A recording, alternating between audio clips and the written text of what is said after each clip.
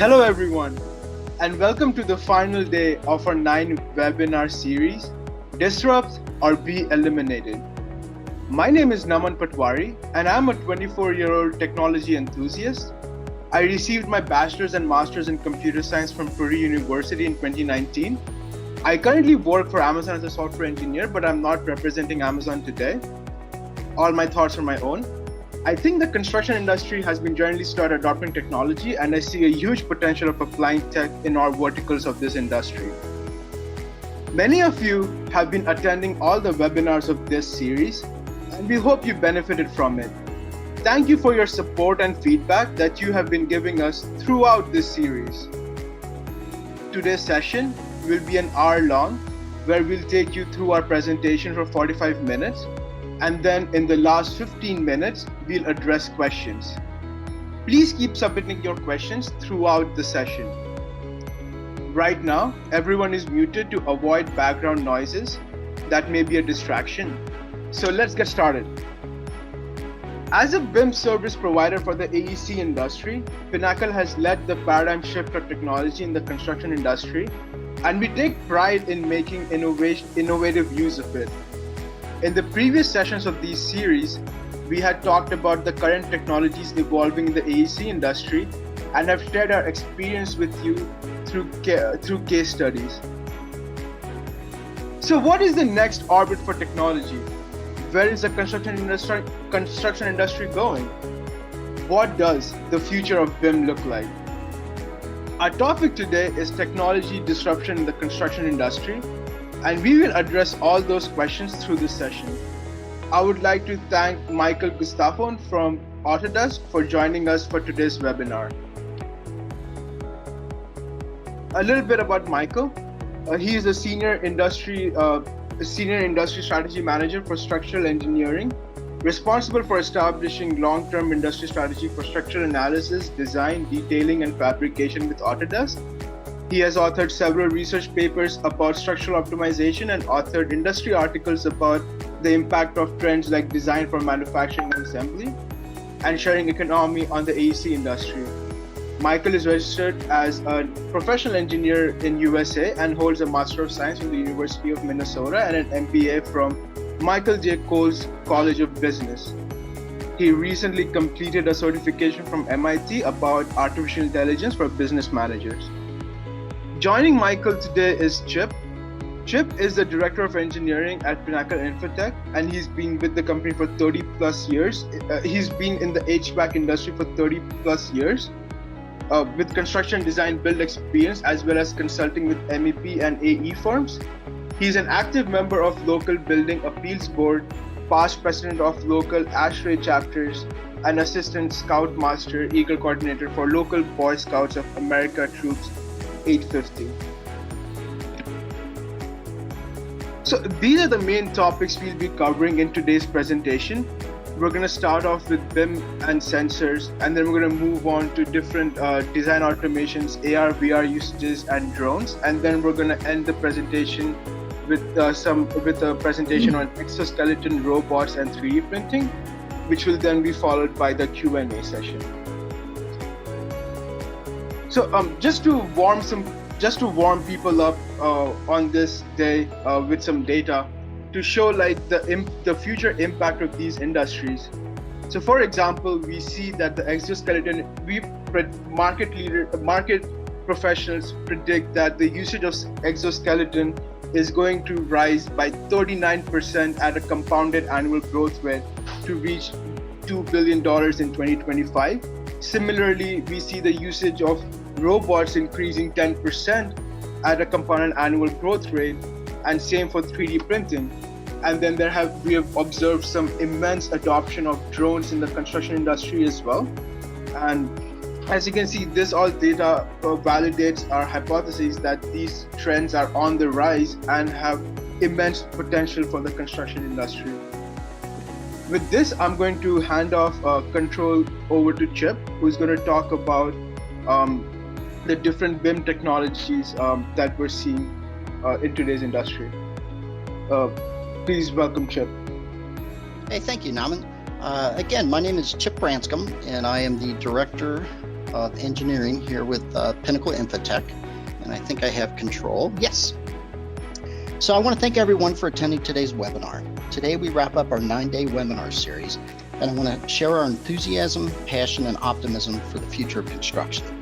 In the last week and a half, we've had over 1,100 attendees from 5 countries and 10 time zones join us as we partnered with industry experts to share our insights with what is happening in our rapidly evolving industry.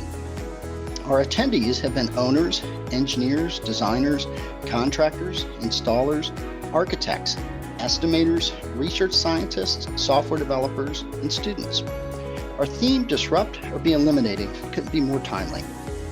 As everyone knows, the entire globe has been disrupted by this worldwide pandemic, affecting every corner of the world and touching everyone's lives.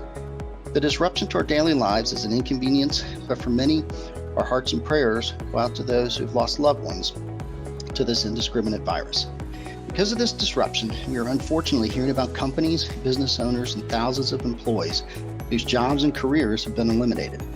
This is a time for everyone to work together, work smarter, and appreciate each other's talents, passion, and vision. So whether you're new to the industry, you've been around for a while, I think everyone's heard the word BIM. BIM means different things to different people. BIM, Building Information Modeling. I believe it's easily the most overused and misunderstood acronym in the business. 3D is not BIM. Colorful models are not BIM. A BIM model has intelligence, as I like to say, imparted by the creator, the designer, the architect, or the engineer. CAD files are circles, lines, squares, and text. If you issue a 2D bid permit construction document, it's made up of circles, lines, squares, and text. When you use Revit or a highly advanced BIM model for design, and you issue a 2D permit construction document, you're issuing circles, lines, squares, and text. So as you can see on this slide, looking at the before computers and long after caveman wall paintings, we had mechanical drafting. Pencils, pens, ammonia blueprints, that's what it was like when I started. Okay, drafting allowed designers to put their designs and visions on paper so they could communicate with others. It was and still is very effective, but now we have electronic models that are interactive and literally jump out in 3D. So BIM, right? We want to optimize schedule. What are these things that we're going to be able to do with a building, an intelligent building model, right? So we're able to go above and beyond the 2D drafting. We're using BIM for more than just permit or bid documents. It's an intelligent model that can become a lifetime model of a facility used for maintenance, operations, and facilities management. I mean, check out this: conflict resolution, risk mitigation, faster drafting. What exactly is the downside to any of this? Who doesn't want to minimize conflicts, risk, and increase production? Here's some survey information from our friends at Dodge Analytics. They've assembled some great insights from surveys of the AEC professionals. So they recognize the value and benefits of intelligent models: reduced errors, improved cost estimates, reduced waste of materials, better planning. We all need to move beyond the looks good model and unlock and utilize the power of an intelligent BIM model and from design inception through construction. We need to stop creating design models and construction models and use one model. So used properly, the BIM model is a seamless model starting at the inception for the project. The traditional design, bid, build process, you might have up to 5 drawing models. Architect has one, civil engineer has one, MEP engineers have one, sometimes 3 or 4. And then after months of design, they send it out for bid. And then the contractor probably starts his own model, starts it all over again. Is a model an intelligent model? Is it accurate information? How accurate? When they take the model from the architects and the engineers, if it's an accurate model, it's awesome. But unfortunately, today, not many of those models are actual material specific or coordinated among the trades. It might look good, but it's not necessarily the actual installation that the contractors are looking for and demand. So, recent study by Dodge says we've learned from our own experience, right? Better coordination, less conflicts, and reduced waste. So this here, as an engineer, this is one of my favorite slides, right? I understand why the MEP engineers are least excited to understand the value of BIM. Engineers are curious by nature, but they're also cautious, right? They're always looking to minimize risk. But didn't all the surveys tell us that BIM reduces errors and improves the project performance? Well, yes, it does. It seems like everyone else, look at that, the MEP trades, the GCs, everyone else in the construction understand the value of that. I think engineers are hesitant to adopt the future or adopt the software because it's unknown and it's new to them. Engineers are cautious, they like to do things themselves. Asking an experienced engineer in their 40s or 50s to trust the software requires them to leave their comfort zone, and that's a very large ask. Think about this for a moment. A senior engineer in their 50s didn't have a cell phone with instant access to Google Answers or Alexa prompts. This group of engineers that are designing our building were about 25 years old before they had their very first mobile phone. A 25-year-old engineer today has had their phone since they were, 12 or 13 or younger, right? Quick story, thinking back about my college days, there was a professor we had, Dr. C. He was I honestly can't remember the class that he taught, but he made a comment one day about video games. He advocated that young kids should play with and interact with video games. He said getting video game controllers in their hands was the beginning of the next generation interacting with computers. I didn't understand it at the time, maybe because I didn't have any video games, but he truly saw the future and understood the connection between the next generation and the technology that they would embrace. So this slide, again, proves my observation, my experience that the MEP engineers have a tough time finding talent, right? This slide rates the shortage of labor with BIM skills. Engineers find it difficult to train or teach the pre-Revit engineer and keep them productive and billable. The entry-level engineers, they have the Revit skills, but not the experience. So the senior engineers have experience, but not the Revit skills. So it's a real challenge to get those two to collaborate effectively on a project. If not properly addressed by these design firms, I think it's possible the next generation of 3D BIM experts will have their experience in design are going to be based on which vendor has a readily available Revit family that they can download to complete the design. I'm exaggerating a little bit, but we as an industry need to do something about this to help educate the engineers and designers with our different experiences and technologies. So here, a lot of different things happening here, right? Think about the world, right? The world's flat. Right now, we're spanning across the globe, right? With counterparts in India, right? Durgapur, Jaipur, Kolkata, Dubai, Italy, across the US and Canada. As I mentioned earlier in the webinar here, we've spanned 10 time zones with the people that are just tuning in for this webinar series. Location doesn't matter anymore. We're all connected thanks to mainly our friends, or at least one of our friends at Autodesk, right, with BIM 360. So our current technology, there are no borders to talent, expertise, passion, or experience, right? We've got architects working in California, engineer in Calgary, Canada.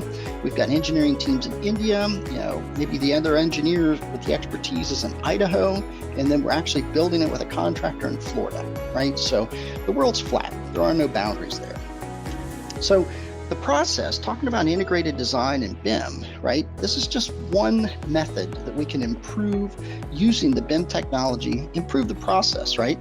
In the traditional, design, bid, build, when does the design team get engaged, right? The architect and owner are usually working pretty early, and they got to decide at what point do we pull in the MEP engineers? When do we pull in the structural engineer, right? So I'd like to, where's my little example here? Yeah, here's a perfect example for you. I worked on a condo project. It was a design build. It was literally sold to the client, so the architect and the developer had these beautiful drawings, and then they said, hey, MEP engineers, go do design build. So I turn out to be the bad guy as I go back to the client, the developer during construction. I said, hey, I need to lower these ceilings. And they go, no. We already told the owner, they can have these beautiful high ceilings. I said, well, your steel's 3 inches below the ceiling, so I can't fight you on that. That's just the way it is. But they didn't collaborate. They didn't know. The structural engineer, the architect, the MEP, they hadn't gone through that design iteration. But wouldn't it have been nice to know that 8 months ago during design, instead of after they sold the condo and the owner was expecting, hey, here's what I'm going to get.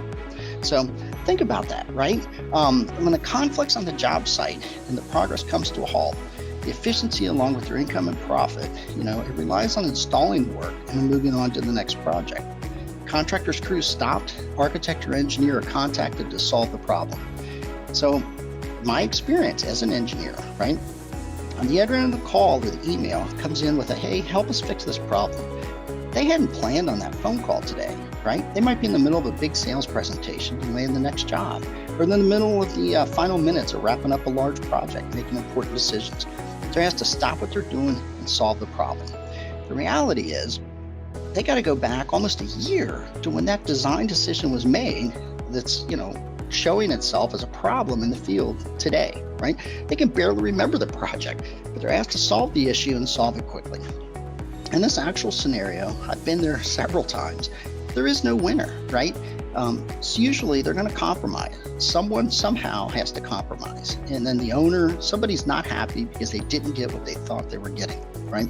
So using a collaborative approach and the software tools we have, like Revit and Navisworks, we can prevent those problems a year down the road.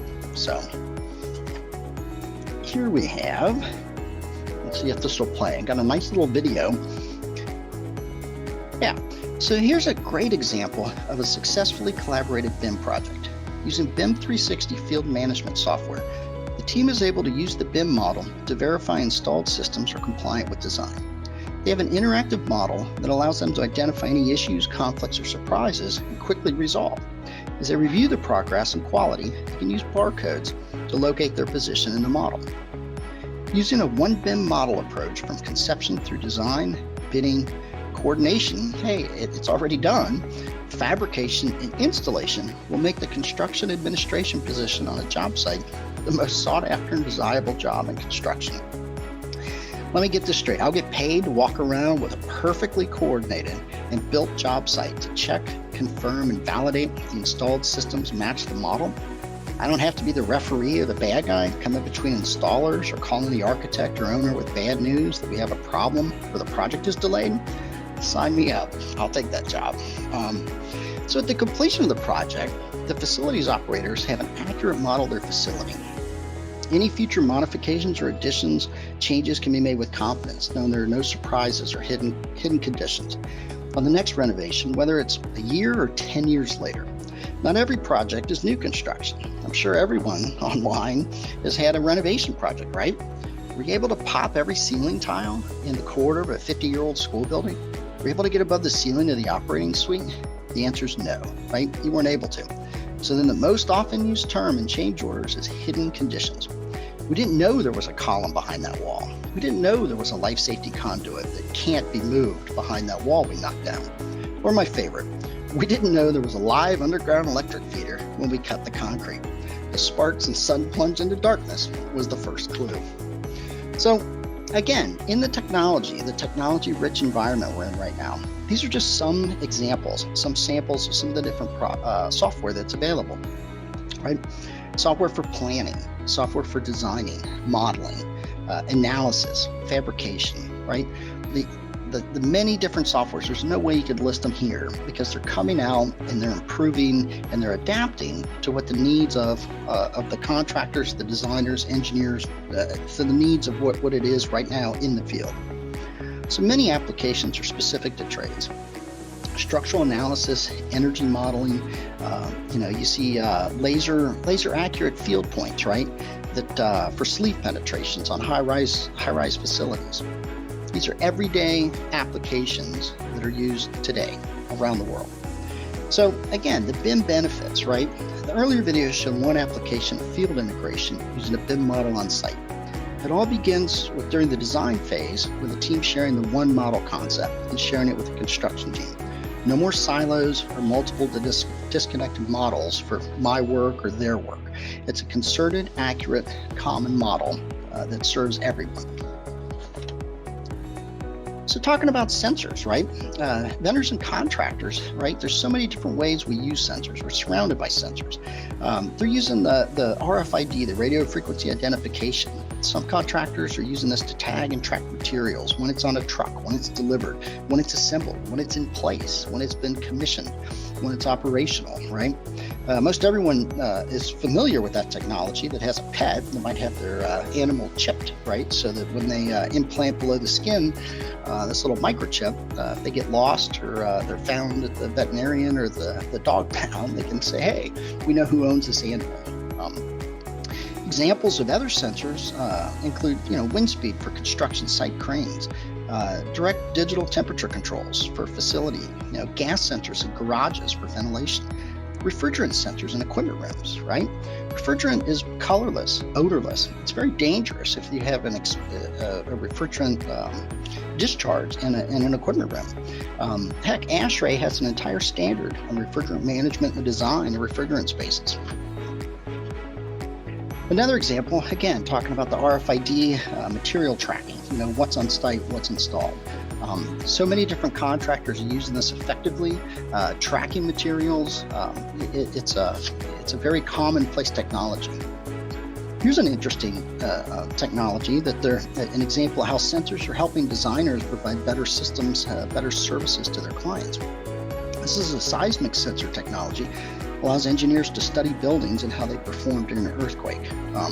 So think about this. These sensors gather data that can help future designers, much like the automotive industry uses sensors for automobile testing to understand and improve performance. But unlike an auto manufacturer, we can't simply take a building and say, hey, let's crash this and see how it goes. We're not doing that. So then the future of BIM, right? Where's it headed, right? I find it fascinating how far our industry's come in the last 20 to 30 years, but I firmly believe we're entering an incredible time of technology advancements that will continue to transform not only the way we design and construct, but how we connect with our buildings and indoor environments. This picture on the bottom there, this compact computer with the digitizer board and manuals for Autodesk, AutoCAD, I swear they're identical to the first computer I used as a young design engineer.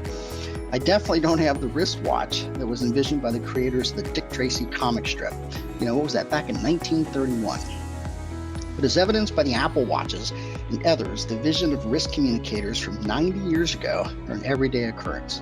Okay, so just imagine the available tools and technology 90 years before then, back in 1840, right, before the wristwatch was even, or the wrist radio was even dreamed up. So I believe the next several years will be a great time of adoption as design teams continue to embrace the technology. So we all need to do our part to educate, advocate, and embrace the software tools.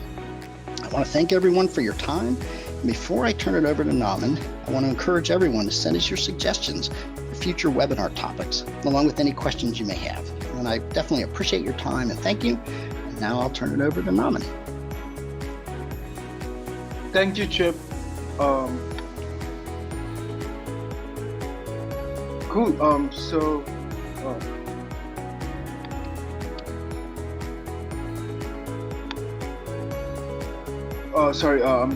trying to change this. Perfect. Cool. All right. So I'm here to talk about the increasing options for design automations we are observing in the construction industry. Two core options that we're seeing is core programming and visual programming. Core programming relies on the usage of the Revit API or the application programming interface and usages of languages like C# that direct# talk to Revit and help us create add-ons to achieve some particular task. C# requires some sort of background knowledge in object-oriented programming and generally has a higher barrier to entry compared to visual programming, which uses Dynamo and Python scripting. This is more user-friendly and has reduced the barrier of entry for creating reduce the barrier of entry for people who want to create scripts but do not have a very huge background in programming. By using simple drag and drop UI options or using Python, which in my opinion is like writing code in English language, really allows mass adoption of this technology. For people who have not seen a Dynamo script before, this is a simple example of what a Dynamo script looks like. The goal of this script is to renumber a sequence of drawings in a sheet And as you can see, we have different code blocks that you drag and drop, and then you condition these code blocks based on the logic you need. And then it just automatically runs through this flow diagram. So in this particular one, we have the watch list on the top, and we have some code which monitors this watch list and updates numbers as required. So this is an example just to introduce to people what Dynamo scripts look like. But these are I want to talk about two examples of Dynamo which really drive the point home, in my opinion.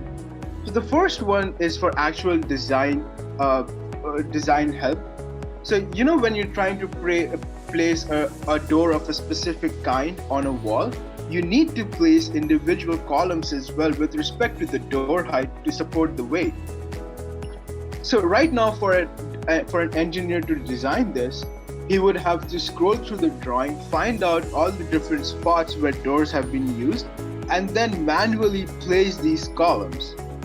Now this has a scope of human error, and this also would just take a lot longer for a human to do.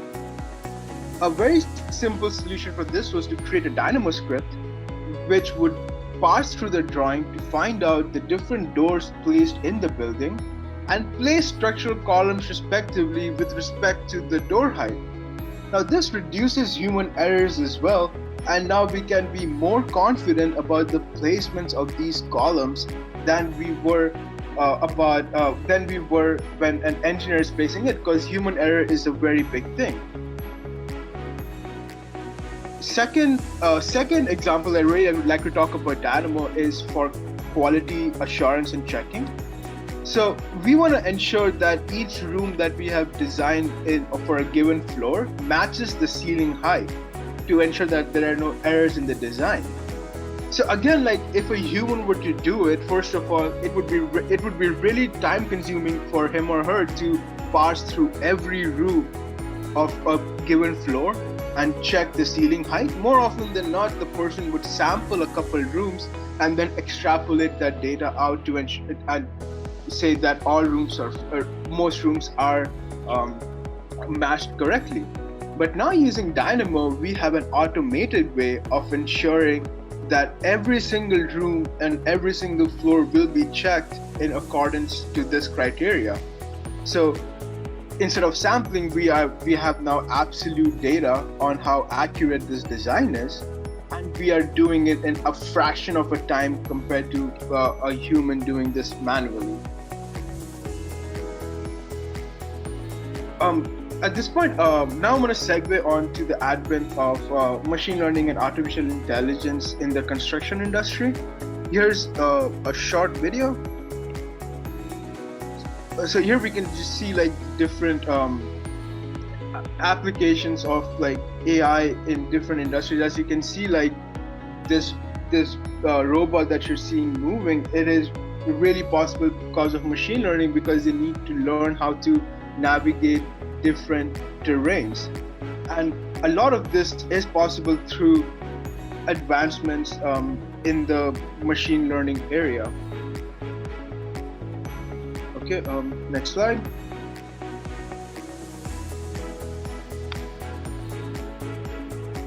All right, so instead of going in depth into machine learning and how it's being used for the construction industry, I'd rather want to discuss some rising trends that allow the usage of machine learning in different areas. So I'm here to talk, here I want to focus specifically on supervised machine learning, where we have a set of training data that has been labeled by a human, and then the human also selects certain features that the machine learning algorithm should use to classify this training data to certain labels. And then we let the ML model actually create the model itself that would figure out the coefficients of how different features should be weighted to get that particular label. So the first problem of this was to actually get a lot of data that we can use for training our ML model, and this major problem was solved by the common data environment. So for people who are unfamiliar with the common data environment, this is basically a set of documents and the drawings that are used for the project, and it's the same drawings and set of documents that are used by all the people involved in the construction in that for that particular construction project, starting from the owner to the general contractor to the architect. So what this allows you to do is just have a treasure trove of standardized data that you can in the future use ML models you can use to train ML models and generate models to solve problems as you see fit. Another big advantage of having the common data environment is you have standardization of families that allow you to use features that you have defined for some sort of buildings, or for some subset of buildings, like for example hospitals. They can be abstractly used in residential buildings and in university buildings as well. Like for example, an air terminal, objectively speaking, doesn't change when you're looking at it from a hospital standpoint or an office building standpoint. So for example, if we have an ML model which is trained on should be the placement of these different sensors on a given floor, we just need to focus on the aspects of that particular fixture, not really whether it's being used in a hospital building or in an office building. The ML model will take care of that because we're only focusing on the fixture. And then again, having a common data environment allows you to have these standard libraries to be used across different kinds of fields and increases the scope of ML models you create. Second, here is a video by Lunchbox. So Lunchbox is a collection of computational design tools for Grasshopper and Dynamo. The plugins include new component nodes for managing data and geometry for activities such as generative form making, paneling, rationalization, and interoperability. Lunchbox also includes new general purpose machine learning components built on the Accord.NET framework. So, as you can see, this video, Lunchbox is a set of tools that allows you to play around with different designs just by changing different coefficients of the structure. It allows you to study different kinds of complex systems, play around with different coefficients just to see how the design would change and how it can fulfill different requirements for a given particular project.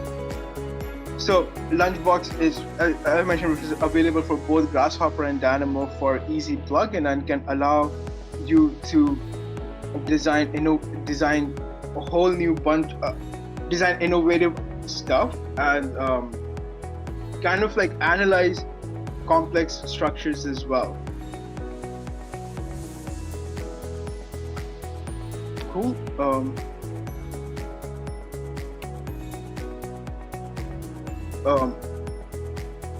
Cool. From here, I'm going to move on to talking about drones. No, not the unmanned aerial vehicles that shoot bullets used by the militaries, but rather the harmless ones that shoot pictures. These drones are cheaper, faster, and more versatile. Let us now dive into some practical segments where drones are being used. Drones enable firms to perform around-the-clock job site surveillance, not only to ensure employees aren't wasting time or violating safety codes, but to prevent potential hazards.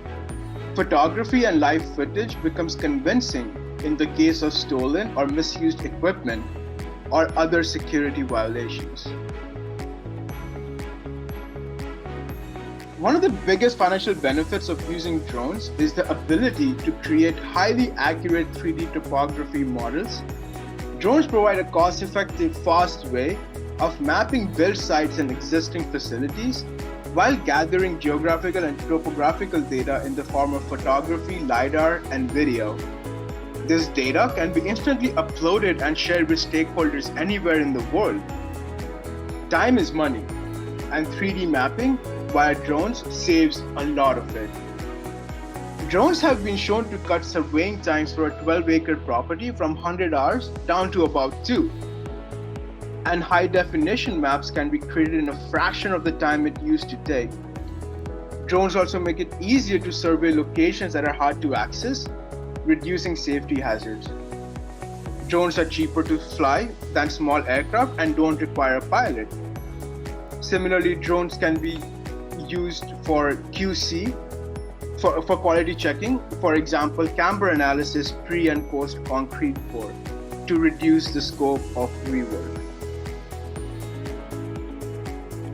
From here, I want to talk a little bit about AR and the rise of AR and rising trends for AR and VR. I would like to point out that as part of this series, we had a dedicated seminar for AR and VR. And I'm not going to dive too much deep into it, given that we've already covered this topic in a previous seminar. And I highly encourage you to reach out to watch that video on YouTube where it has been posted. And so I just want to talk about one very specific example for VR that I see in the future. Like, for example, like imagine that you are designing a hospital, and after having your first set of design, now you actually invite doctors and nurses to come to your office, wear this VR kit, and take a walk around the hospital. Actually go to an emergency room or an ICU and have them stand in the room and point out, hey, this bench should actually be placed here, or this tool should be placed here. More often than not, as design engineers, we do not know the nitty-gritties of these kinds of projects that people, apart from the people who are actually going to use it. And then we can use VR to get input from those people right in the design stage. So people who are going to eventually use the facility will have greater input into how that facility was built, and it will be more efficient in the long run. Cool. Thank you for your time. I hope this presentation was informative. And with this, I would like to pass it on to Michael to talk about exoskeleton robots and 3D printing.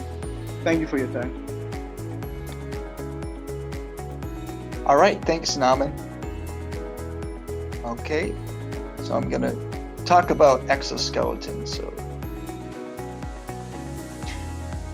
So this is one of 3 different trends that I'm going to be talking about. So exoskeletons, or also exosuits, is really an interesting emerging technology. This is really about frameworks, like metal frameworks fitted on humans with motorized muscles with the purposes of multiplying or the wearer's strength. And the drivers of this is to really reduce strain and reduce injury for construction workers.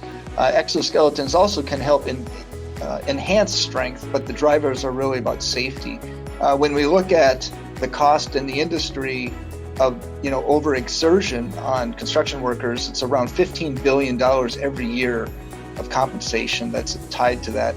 And construction industry has some of the highest musculoskeletal injuries per capita, per other industries. And so the industry, this exoskeleton market, is really emerging. By 2025, we see it reaching 1.8 billion and 2.6 million suits that will be on the market. So it's an interesting industry. And the background here is this technology actually came from the military in the 1960s, and where the price points were much higher. But then in the 2000s, this was actually in healthcare. There were some technology providers like Locomat that started out with technologies, but now it's starting to be democratized. And in the future, we'll be looking at different types of assist technologies, but starting to look like what we've seen in some of our science fiction movies, like Elysium with Matt Damon, or the Iron Man movie with Robert Downey Jr. So it's really exciting. And when we look at the types of systems, there's really 2 types. So when you're looking at these technologies, there's a passive exoskeleton and an active. So passive doesn't require mechanisms like actuators, motors, or batteries, but the active systems do. So the price points are much lower on the passive systems. We're seeing in the construction industry, actually, the passive systems are, taking off. It's a good entry point in the industry. And, some of the different types of applications here are around units that do this support on back support for lifting, systems that help construction workers, have more power with machines and tools that they have, both, reaching lifting tools overhead or on the side. It just gives that extra support. But then there's also these entire body suits that, help with lifting overall. But I think the applications around, supporting like drills and wrenches and some of the heavier equipment, just lifting horizontally above their head, that's really some, applicable examples. And I just go back to here. So exoskeletons is an interesting emerging trend. And then the second one I wanted to talk about is robots. And I think what you'll see is in the robotics industry and construction, there's a lot of, applications, both from manufacturing type activities. So things like, replicating the human action of making things or constructing things. And then the second is logistics, moving things around, emulating what a laborer or, maybe it's like other types of equipment, moving materials around. And the benefits here are not just productivity, but reducing injuries, and then, improving cost due to the automation. And one example I wanted to here show that's in the structural steel industry is in the factory, is around robotic assembly. The structural steel industry has been using robotics in some parts of fabrication for decades, for cutting machines, plasma cutters, beam lines. But where we haven't seen it applied until recently is assembly. And this means assembling multiple steel elements together.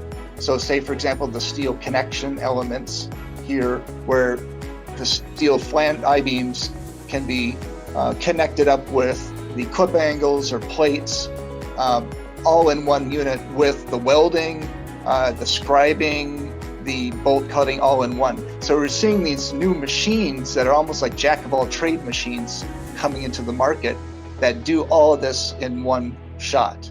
Not just the fabrication, the cutting, the welding, but also the assembly. And this is really opening up new opportunities, for mass customization in the steel industry.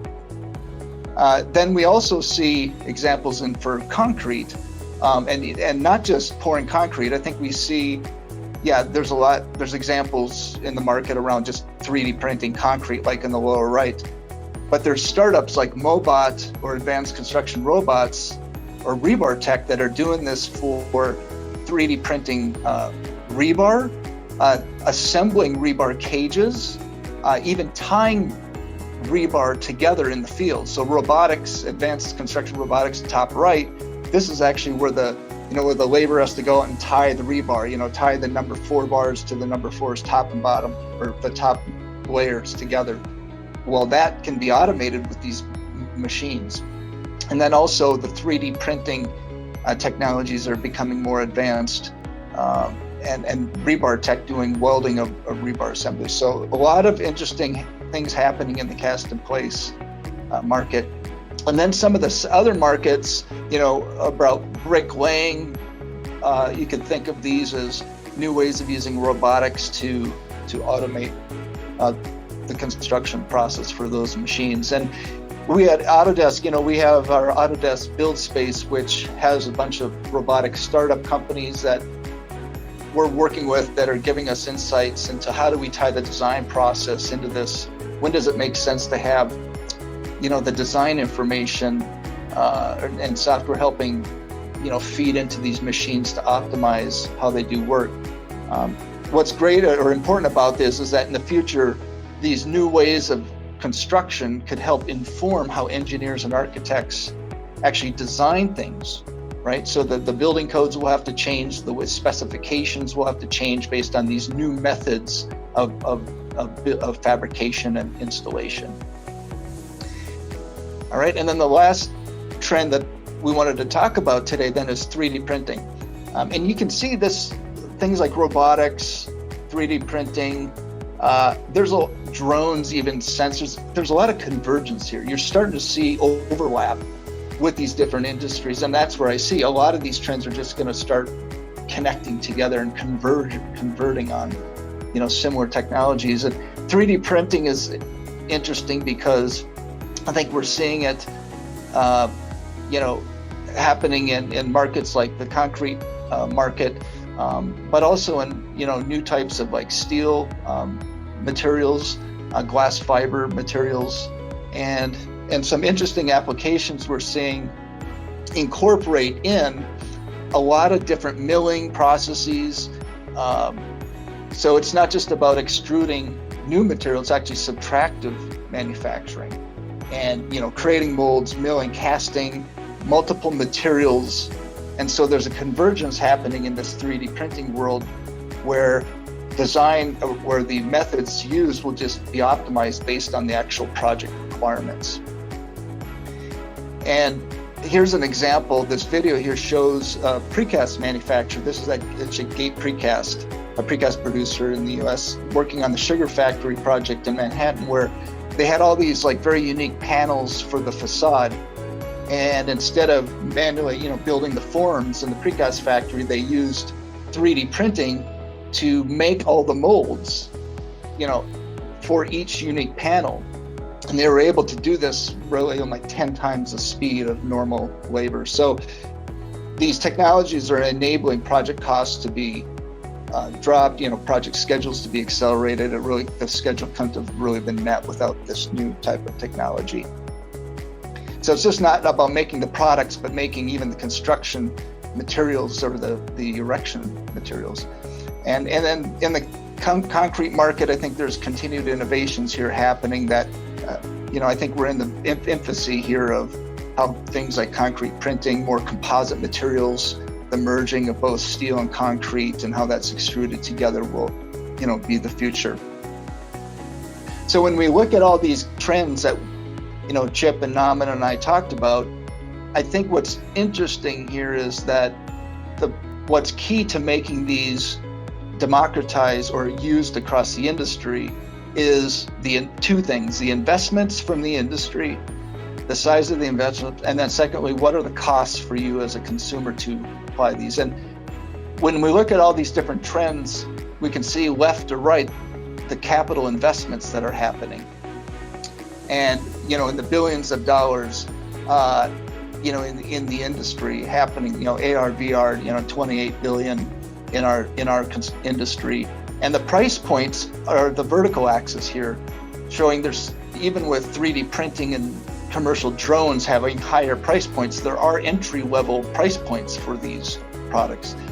And so as you move to the right, you can see that the price points are slightly lower, and that's the intent, right? The more investments from the industry, the more the price points will drop. It'll become easier for the industry to adopt.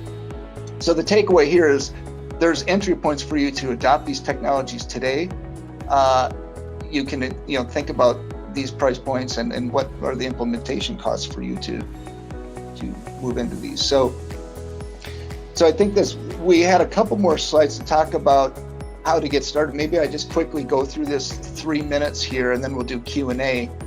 But one of the questions we get from customers about any type of adoption, whether it's technology, like BIM processes or just construction technology, is the company change that's required, right? And you got to think about what is the purpose or the goal of the company to implement these technologies. What's the goal or the purpose? And when companies go through this process, you need to think about your organization and the culture. Like, how is the culture going to embrace the change? And it isn't as simple as just jumping into the technology and trying to roll it out within your organization. It's about creating the right climate, building trust, building consensus, communicating that, and finding key, leaders and stakeholders in your organization that will embrace the change that you're looking at. And so this is proven out, through, leadership and change management, strategies, that there's a process to going through this. And we see that, to prove out have a successful execution of change, there's 5 different components to that. The vision, the skills, the motivators, the resources, and then an effective action plan. And if any one of these are not fulfilled, the system breaks down. Like, you're not going to execute. You're going to create either confusion, frustration, based on what component is missing. So it's very important to have a plan that addresses all 5 of these stages to manage change. And so this is applicable to any type of business transformation that you're going through internally. And then I think the last, I'm just going to click through the next 2 slides here and just cover one aspect here on the business drivers in your company. Here, I'm just going to go to this last slide here, is that we see companies, talking to Autodesk, that there's really 4 or 5 different drivers that guide your company. You could think one could be driving your company, maybe all 4. And then for each of these value drivers, there's different ways your company measures the success. Like, how are you measuring success along your journey? And this could be things like, okay, are we attracting and retaining more talent by making the investments you're making? Are you able to expand and diversify new services? Are you improving client satisfaction? These are all different ways to measure business success. And so as you're making your investments and you're transforming your company, you want to think about using metrics or measurements like this to measure the impact on your company, and then your leaders will, justify, further investments or make the right adjustments. And so whether you're investing technology like software, BIM, or adopting construction technologies, it's important for you to think about, where you're at on your journey today, like your digital journey. Where do you want to get to? And then thinking about the investments along the way, and then how your company needs to culturally transform itself and embrace that change. So with that, we want to open it up. We have it's about 7 minutes for questions, and I'll hand it back to the team. Thank you, Michael. Okay. Yeah, go ahead, sir. Okay, so let's get the Q&A section started. So the first question asked by the audience was, as an owner, general contractor, or a part of a design build firm, how do I inspire structural engineers and MEP engineers to embrace and implement BIM? Chip, do you want to field that question? Yeah, that's an excellent question. From my experience, honestly, it's the driver is the client, the architect, right? Individual components like an MEP engineer might embrace the BIM, but if it's not driven by the owner or the architect, they're not going to do it, right? So that's been my experience. There's been some small projects that have been BIM or Revit projects, and there's been some very large projects that go AutoCAD. What I find from the consulting world is that if your client says, I want you to do this in Revit, guess what? That's the best driver for the engineering firms to jump on board to say, okay, we'll learn it because we want to continue to work with you. So I think that's one of the biggest drivers, is that when the client demands it. If they tolerate or allow you to just do it the way you've always done it, then you're going to keep getting the same results. Thank you, Chip. Makes sense. Just a quick follow-up on that. Based on your experience, what is the minimum size of project required to even think about using BIM, considering the cost? Does Pinnacle have a minimum size of project that they need to implement BIM? Absolutely not, right? I've seen small firms, a 1 or 2 man architect firm that's all Revit, I think it's just the vision or the understanding of how it really benefits the firm. There is no minimum size or maximum size, honestly. I think it's just the commitment or the passion of the owner of the company that makes those decisions, right? Because obviously the entry-level person, the new hire architect or engineer, isn't driving the software selection, right? To say, let's make an investment in hardware and software. It's the owner that has the vision to say, I understand and I accept and we want to implement this. So, but there is no minimum size. I've seen both. Which makes sense. Thank you, Chip. Thank you. Okay, another question. We have some questions about Dynamo. I'm going to answer that real quick. The question is, how accurate are Dynamo scripts? What is the error percentage, if any? So Dynamo itself does not make errors. It does what the workflow requires it to do. However, any errors made while defining the workflow will snowball into a bigger problem. And then a follow-up question to this was, do I need to have a software engineer for customized API, or can I use Pinnacle to create custom APIs? Okay, so for this, please reach out to Pinnacle with your specific needs and we can figure out how to assist you. We have the capability of helping you with developing customized APIs. Okay, okay, seems like a question for Michael.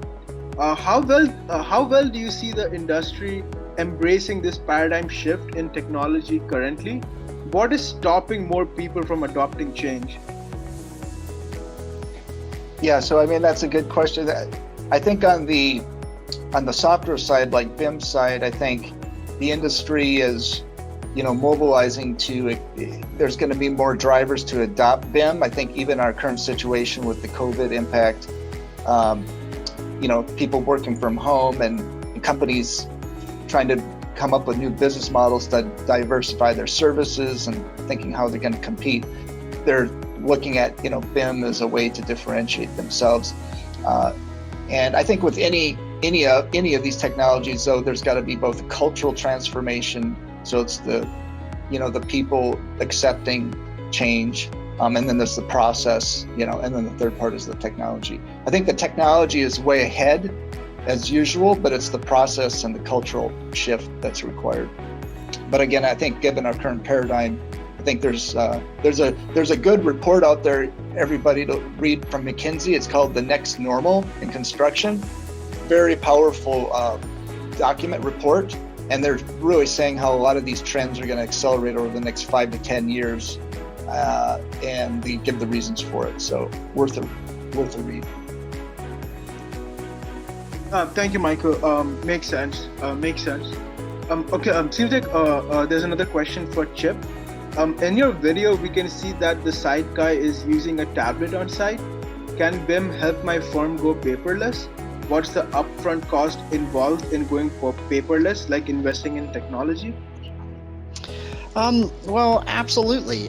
There's a lot of paperless job sites right now, right? Many companies are using some of the software to use PDF type documents or Bluebeam or other on-site document management that they're not, especially when they embrace the prefabrication, right? That they're able to build systems and send it out to the job site. There's not as much detail information needed on the blueprint, so to speak, on site. The actual cost of the implementation, again, I think it varies. It depends on the size of the project, and I think I don't want to say intelligence, but the capabilities of the general contractor or the subcontractors that are using that technology. So obviously, if you make that investment, just like anything else, right, you're not going to invest in Revit for one job, right, and then not use it for the other ones. You're not going to invest in on-site BIM 360 for on-site paperless projects and just use it for one project and throw it away. So I think the cost, obviously the first time is going to be a first cost learning experience and an investment, but it's going to pay itself off over time.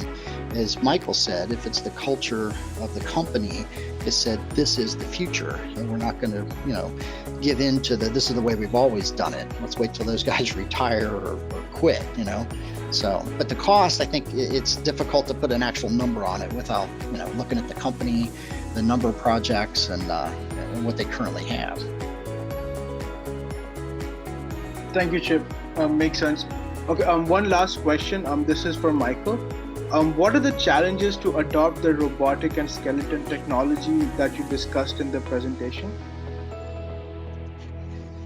Yeah, so I think it comes back to, the ROI from the construction companies, seeing that ROI and then seeing how, the cultural shift needs to happen. So I think groups like the trade unions, they're going to have to embrace this, that this is actually a positive for them, helping reduce injuries. And so they're a stakeholder that needs to, be accepting of this. So I think that's like one key component. I think robotics, there's potentially maybe some more challenges there in terms of how they work alongside humans, and is it viewed as replacing workers? So I think we might see that start up in some niches of manufacturing first, and then moving into the construction site. So, but we're seeing some of that adoption happening, in Europe and pockets, and yeah, it's exciting to see how that moves into the industry.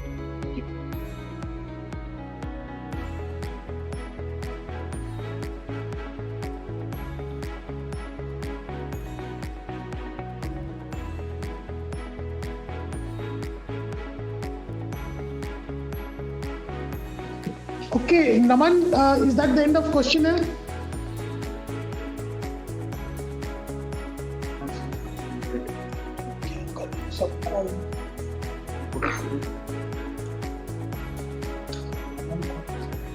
Okay. I think you've got it, Bimal. Why don't you bring it on home? Sure. Okay, friends.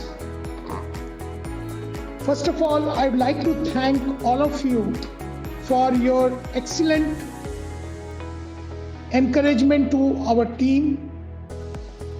Our AEC industry has registered technology for a long time. We are notorious for resisting the introduction of technology, and various studies show that every other industry has adopted and improved their productivity, and we are quite at the bottom of it. However, the last 10 years has really seen a tsunami in technology adoption. Today, the challenges to the industry are humongous. Whether it's costs, the complexity of the constructions are increasing, the designs are becoming complex, more and more services are getting added.